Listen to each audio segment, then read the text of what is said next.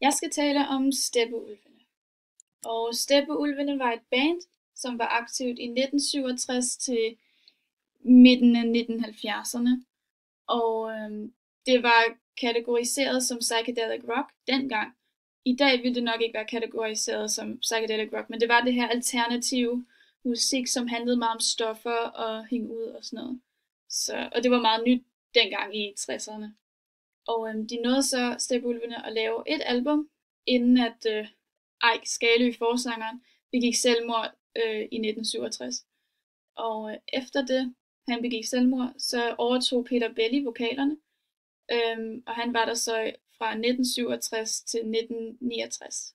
Og efter det så var bandet lidt on and off, men de nåede aldrig at lave mere end 2 sange, og de blev jo aldrig rigtig til noget.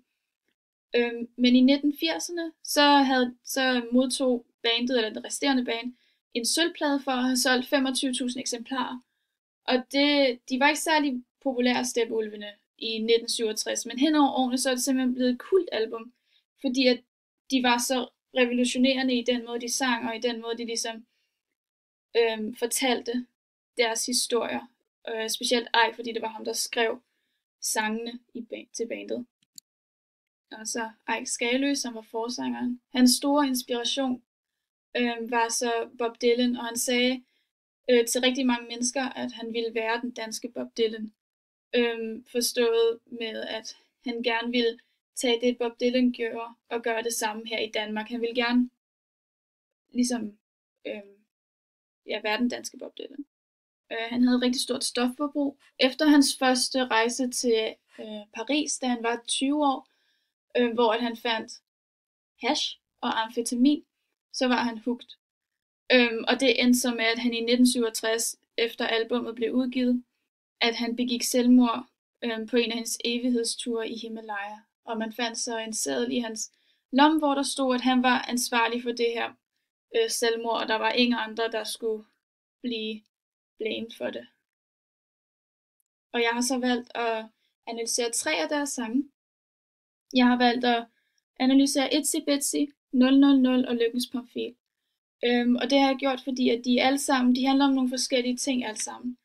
På albumet Hip, selvom det er et rigtig godt album, så handler mange af deres sange om stoffer og om at rejse og sådan noget. Så derfor har jeg valgt de 3 sange, som jeg synes vil give det bredeste indtryk af Steppeulvene. Og så starter vi så med Itsy Bitsy.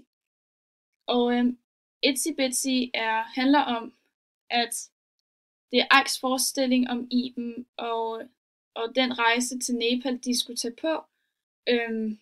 Og denne her sang er hans invitation til hende. Og han fortæller om alt det gode og alt det dårlige ved at rejse til fods til Nepal. Men alt det dårlige er lige meget, bare fordi de er sammen. Og Itsy Bitsy er så kælenavnet, han havde til Iben, som var hans on and off kæreste. Han var helt vildt forelsket i Iben, mens Iben var ikke klar til at have et rigtigt forhold. Hun var 2 år yngre end Eik, og de mødtes, da Eik var 18, og hun var 16. Og de havde mange problemer i deres forhold, og de rejste rigtig meget rundt sammen i starten af deres forhold. Men så efter en tur til Athen, hvor Iben blev gravid med Eik, og hun så ville have en abort, mens Eik gerne ville have, at hun beholdt barnet, så valgte hun så at få en abort, og derefter rejse hjem igen til Danmark, mens Eik blev. Men Eik ville rigtig gerne have et fast forhold til Iben, men det blev aldrig rigtig til noget. Og den her sang viser Eiks kærlighed over for Iben, fordi at Eik elskede at tage på ture til fremmede lande, og han fortæller i sangen om hvordan han vil forestille sig det vil være at rejse sådan et fantastisk sted som Nepal med Iben.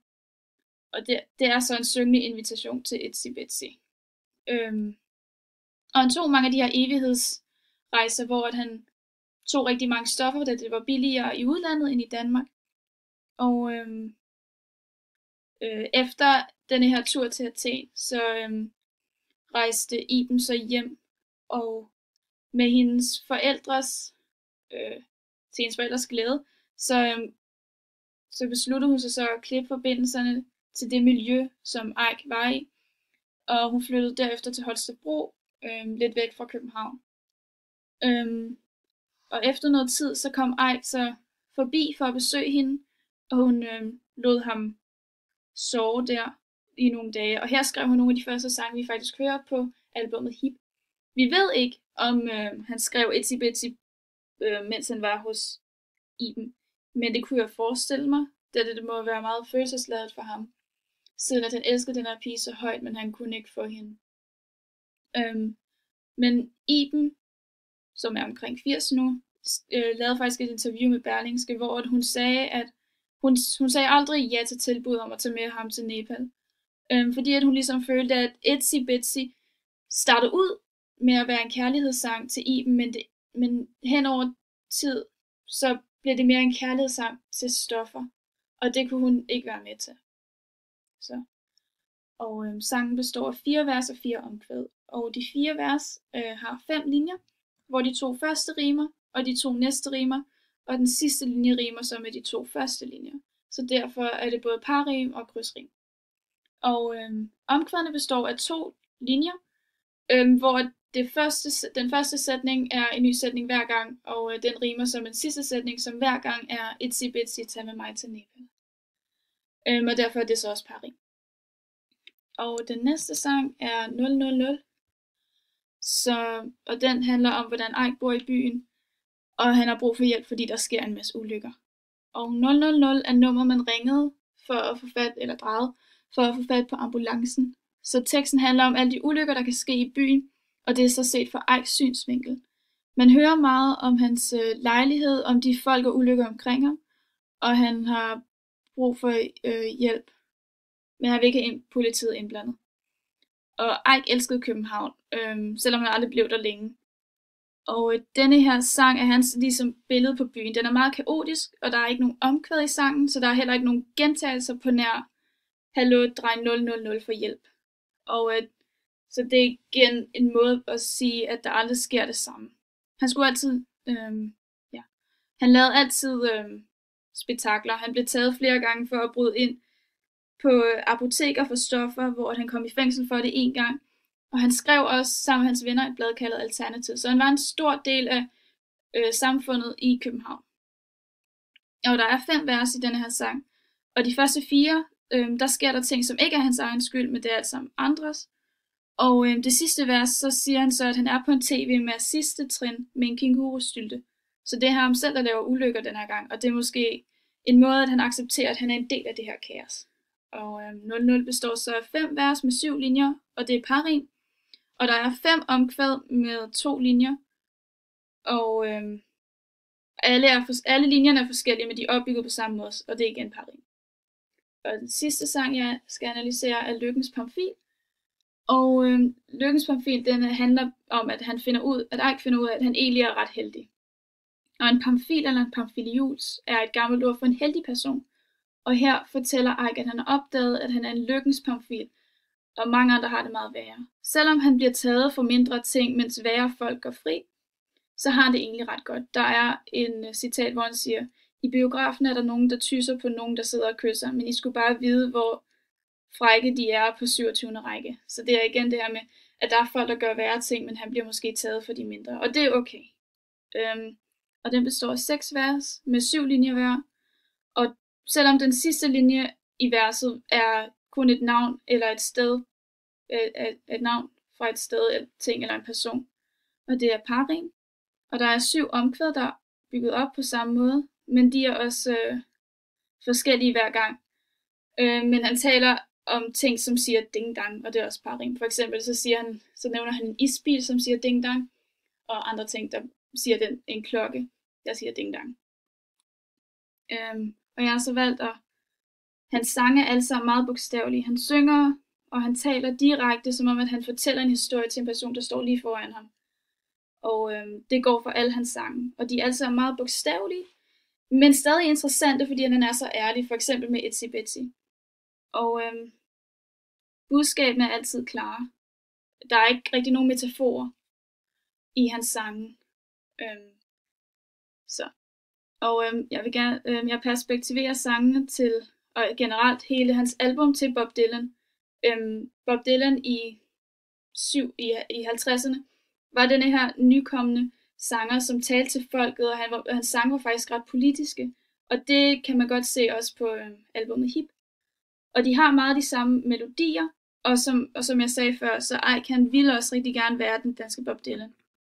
Og det vil jeg så også gerne vise. Her der er Bob Dylans album Highway 61 Revisited, og her er så Tombstone Blues.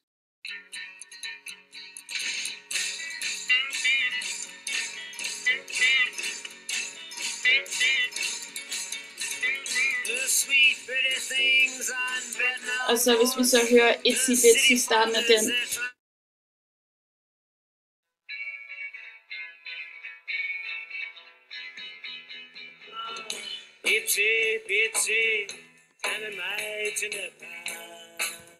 Så som du kan høre, måden sangen er opbygget på, og de instrumenter, de bruger, er meget de samme.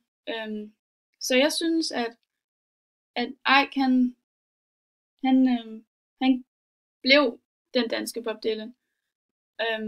Og nu ved vi ikke, hvad der ville have sket, hvis han faktisk ikke havde begået selvmord, men jeg synes, det er et meget interessant album, og et meget interessant band, fordi at de var det her epokegørende album, eller band, som startede en helt ny genre inden for rock, genre inden for musik generelt, i Danmark. Og det var derfor, jeg gerne ville tale om dem. Så det var det.